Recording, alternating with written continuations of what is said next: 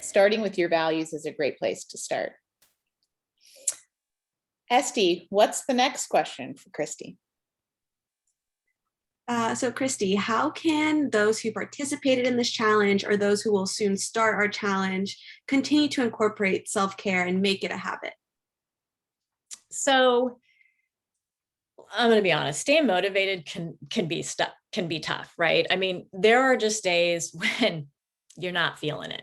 You can wake up having not slept well, you can have allergies going, you can have something stressful going on emotionally, or all these things. So I think it's a combination of again, keeping it simple, providing yourself some grace, right? I mean, if you're gonna, like, every day you're not going to tick every box, right? But if you can keep it simple and, so I try and exercise about 4 to 5 times a week, right? And if I wake up and I know that my body is not going to do well that day, for me, swimming is a big deal. I'm a swimmer. So I swim for, 3 to 4, maybe 5 times a week. There are days I wake up and it's not happening. So I don't get down on that. Instead, I substitute. I go in and say, okay, well, I'm going to go outside. I'm going to go outside, take a short walk, and then I'm going to feel good about that. Right.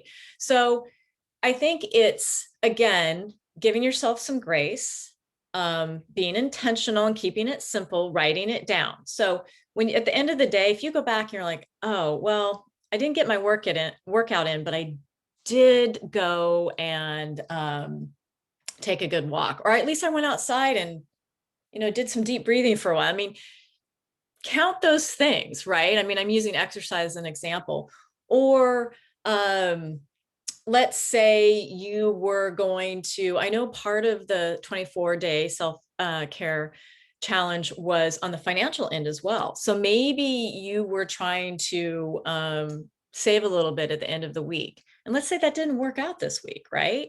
That's all right. Just say, okay, well, understand why it didn't work, and then move forward into the next week or the next day with, like, okay, this is what I'm going to do to correct whatever didn't happen. So self-reflection is really important for those things. And then some grace, writing it down, and also have an accountability buddy, right? Have that friend that, maybe you're going to kind of do some stuff together in terms of self-care and self-love. Have that accountability buddy when you're like, you need to bounce something off of, that type of thing. I coach on having a personal resilience team, and we'll kind of talk about that later on, but having those team members around you, your friend group, accountability buddies, that's a really good way to stay motivated as well.